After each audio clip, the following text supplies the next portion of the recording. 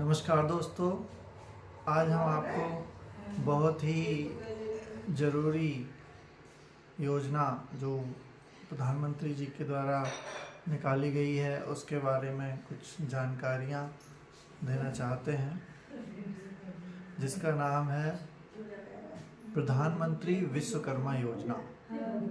ये विशेष करके उन कामगारों के लिए एक बहुत ही महत्वपूर्ण योजना है जो लोग विरासतन कुछ काम करते चले आए हैं। तो इस वीडियो में हम आपको पूरी जानकारी देंगे।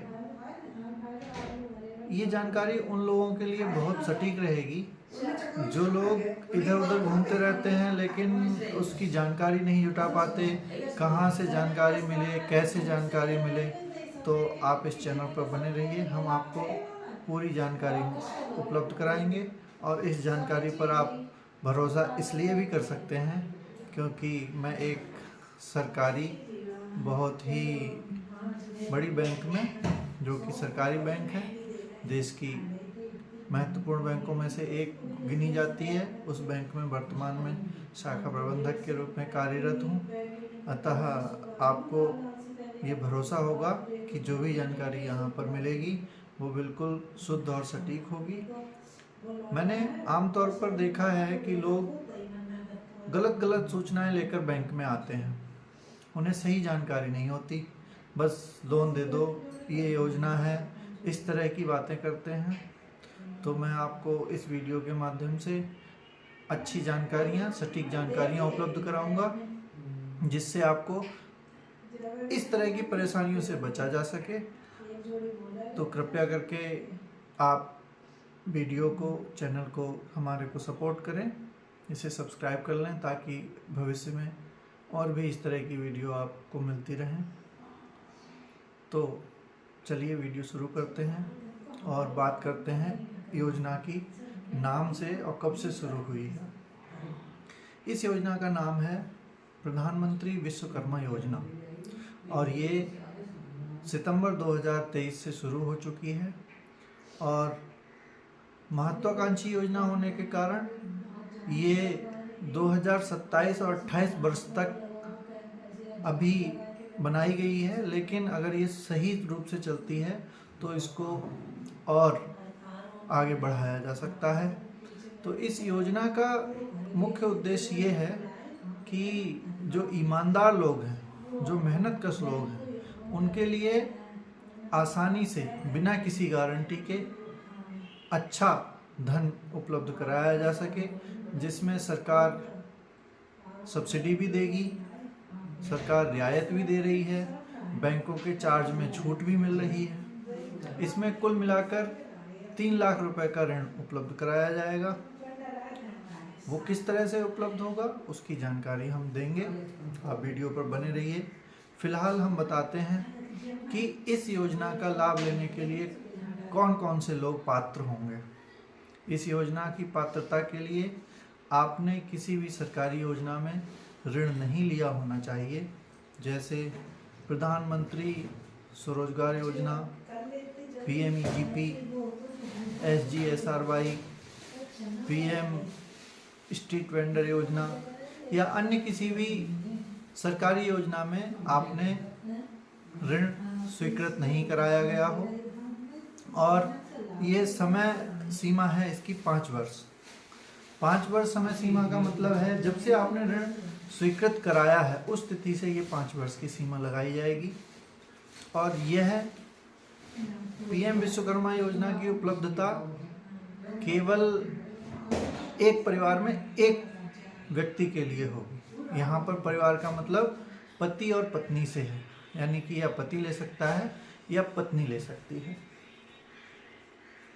इसमें आपका क्रेडिट स्कोर अच्छा होना चाहिए, उसमें किसी भी तरह का कोई गलत रिमार्क नहीं होना चाहिए। आप ईमानदारी से आपने पहले के लोन चुकाए होने चाहिए, तो आप आगे बढ़ सकते हैं।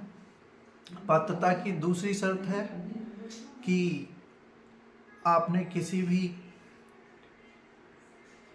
तरह का कोई भी डिफ़ॉल्ट ना किया हो, जैसे कभी OTS करा देते हैं, सेटल करा देते हैं, पुराना लोन लिया है, नहीं चुकाया है, वो आपका नहीं होना चाहिए। आप खुद इस चीज़ के लिए देख लीजिए। तीसरी शर्त ये है कि आप अपनी पारिवारिक रूप से बिजनेस करते होने चाहिए। जैसे इसमें कौन कौन से कामगार सम्मिलित होंगे, जैसे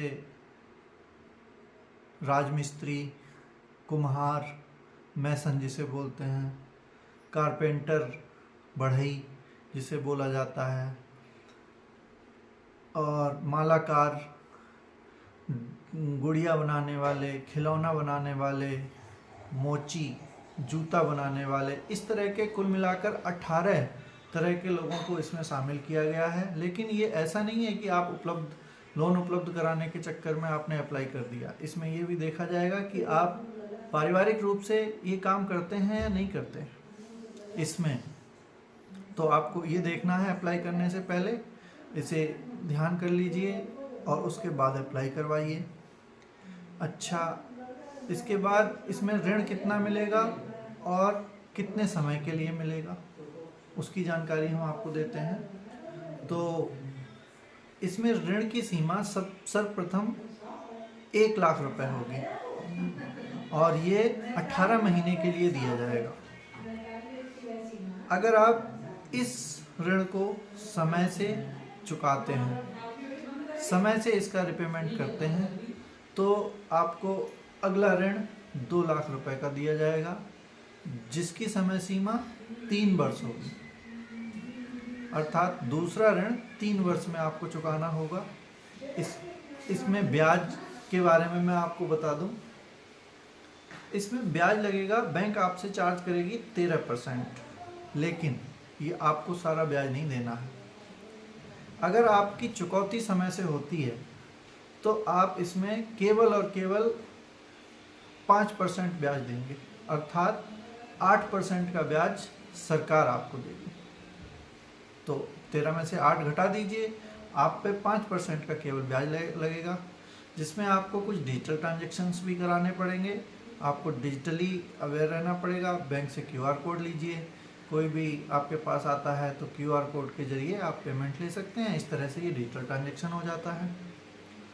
इसमें आप पे कोई भी प्रोसेसिंग चार्ज नहीं लगेगा, जो बैंक का फाइल चार्ज होता है वो नहीं लगेगा। किसी भी प्रकार का शुल्क, file charge, documentation charge, insurance का चार्ज ये नहीं लगेगा। बस केवल बैंक अपना क्रेडिट स्कोर निकालने के लिए चार्ज ले सकती है, और अन्य चार्जों में इंस्पेक्शन चार्ज वगैरह होता है वो ले सकती है। बाकी आपका प्रोसेसिंग चार्ज वगैरह नहीं लगेगा। गवर्नमेंट की गारंटी इसमें उपलब्ध कराई गई है, उसका भी चार्ज ना बैंक को देना है ना ग्राहक को देना है। अर्थात इसमें आप पे गवर्नमेंट गारंटी का भी चार्ज नहीं देना पड़ेगा। दूसरा, इसमें कोई भी सिक्योरिटी आपको देनी नहीं है। बैंक को किसी भी तरह की कोई कोलेटरल सिक्योरिटी उपलब्ध कराने की आवश्यकता नहीं है। तो ये बहुत अच्छी योजना है, इसका इस प्रकार से लाभ उठाएं। और अगर इसमें किसी भी प्रकार की आपको अन्य जानकारी की आवश्यकता है तो कमेंट बॉक्स में कमेंट करके आप पूछ सकते हैं। अगर आपको ये पसंद आई हो तो आप सब्सक्राइब ज़रूर कर दें, ताकि हमारा मोटिवेशन बढ़ता रहे। और सब्सक्राइब करेंगे, लाइक करेंगे, शेयर करेंगे तो हमारा मोटिवेशन बढ़ेगा, चैनल को सपोर्ट मिलेगा, और आपको इसी प्रकार की मैं अन्य जानकारियाँ उपलब्ध कराता रहूँगा। मेरा ध्येय ये है कि लोगों को उचित जानकारी उपलब्ध हो, क्योंकि YouTube सबके पास उपलब्ध है। लोग बिना किसी जानकारी के बैंक में आते हैं, फिर उनके ऋण की जो आवेदन है वो निरस्त हो जाते हैं, फिर परेशान होकर इधर उधर चक्कर काटते रहते हैं, दलालों के चक्कर में पड़ जाते हैं। अतः अच्छे से जानकारी लें, सटीक जानकारी लें, क्योंकि भ्रमित होने वाली जानकारियाँ भी बहुत घूम रही हैं। तो कृपया इस चीज़ को देखें, आप अपने मन से सोचें कौन सी जानकारी सही है, सत्य है, और उसके बाद उस पर फैसला लें। धन्यवाद, नमस्कार।